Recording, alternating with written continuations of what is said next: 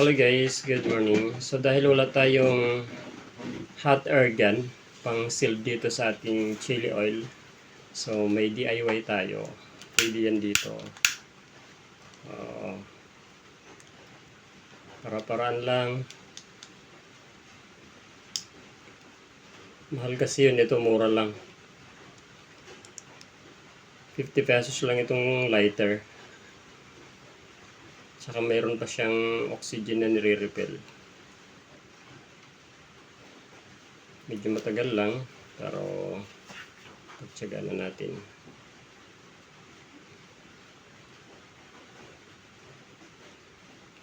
Oh, nakasealed na.